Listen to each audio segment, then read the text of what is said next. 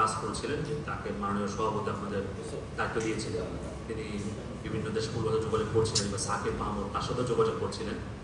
তিনি আজকে নাই কেন?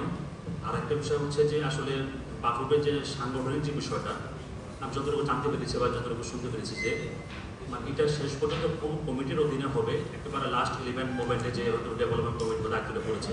আর প্রক্রিয়াটা যেহেতু আলোচনাটা যেহেতু 2-3 মাস আগে থেকে শুরু হয়েছিল, তখনই তো বাফুফের ছিল যে আসলে সাংগঠনিক কাঠামোর মাধ্যমে যে আসলে কোন কমিটির অধীনে হবে, ডেভেলপমেন্ট কমিটির অধীনে হবে, বা কোন কমিটি সমন্বয় করবে। আমরা বিগত 2-3 মাস শুধুমাত্র দেখেছি একজন আপনাদের সম্মানিত কলিগই এটি নিয়ে মন্তব্য করেছে। আজকে যে তথ্যগুলো প্রদান করা হয় আমাদেরকে, এগুলো কিন্তু আসলে বিগত 5-7 দিন বা 10-12 দিন আগে মিডিয়াতে অলরেডি প্রকাশ হয়ে গেছে, এবং উনি আজকে নাই।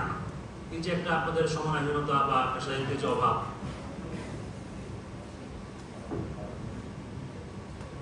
এটা কেন? আর একটা বিষয় হলো যে আমরা দেখতে পেয়েছি আপনাদের সহসভাপতি আপনারা কোনো হয়েছে বা কমিটি অনেক নতুন হয়েছে। ডেভেলপমেন্ট কমিটিতে আমরা দেখেছি বিগত সময়গুলোতে ডেভেলপমেন্ট কমিটির অধীনে বাফুফের যে এমসি কোচ যারা থাকেন তারা ডেভেলপমেন্ট কমিটির অধীনে থাকেন।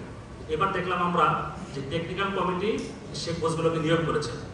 এই যে ধরেন আপনার কাজের বা কমিটির যে স্কোপের যে আপনার হেরফের হচ্ছে, এই বিষয়গুলো মনে হয় আপনাদের আরেকটু গভীরভাবে আলোচনা করা দরকার। ধন্যবাদ। আসসালামু আলাইকুম।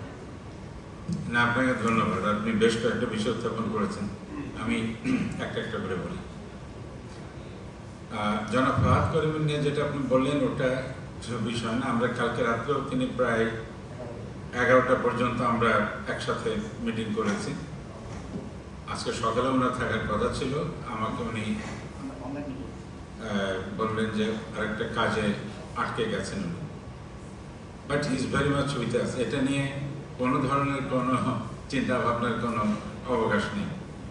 We are all together. আরেকটা যেটা আপনি বললেন কোন কমিটির ভিতরে হচ্ছে, অ্যাকচুয়ালি আমি যেটা বলি আপনাকে, যে জনাব তাবিথ আওয়ালের নেতৃত্বে আমাদের বর্তমান যে এক্সিকিউটিভ কমিটিটা, আমাদের বিভিন্ন আমরা স্ট্যান্ডিং কমিটি করেছি, তার সাথে বিশেষায়িত কমিটি করা হয়েছে পার্টিকুলার প্রজেক্টের জন্য। তবে আমরা কাজের ক্ষেত্রে আমাদের প্রত্যেকটার সাথে প্রত্যেকের সমন্বয় আছে, এবং আপনি দেখবেন যে অনেক কাজ হয়তো স্পেসিফিক কমিটির বাইরেও আরও 2-1টা কমিটির সংশ্লিষ্টতা থেকে যায়। যেমন ডেভেলপমেন্ট কমিটি টেকনিক্যাল কমিটির সাথে আমরা ওতপ্রোতভাবে কাজ করছি। আবার এই যে একটা প্রোগ্রাম হচ্ছে, এটার সাথে ডেভেলপমেন্ট কমিটির সাথে আমাদের টেকনিক্যাল ডাইরেক্টর টিটু ভাই জড়িত আছেন, অন্যরা জড়িত আছেন। আমরা কিন্তু কাজের ক্ষেত্রে কে কোন কমিটির, কে কোন কোথাকার, এইটা কাজের ভিতরে যেন বিলীন হয়ে যায়, বুঝেছেন? এটা নিয়ে আমরা কিছু মনেও করি না, এবং একটা কমিটির প্রতি দায়িত্ব থাকে, সে স্টিয়ারহেড করে, কিন্তু সেই সাথে যার যেখানে প্রয়োজন সে এসে হাত মেলাচ্ছে। আশা করি আপনারা এটাকে অত্যন্ত ইতিবাচক হিসাবে দেখবেন।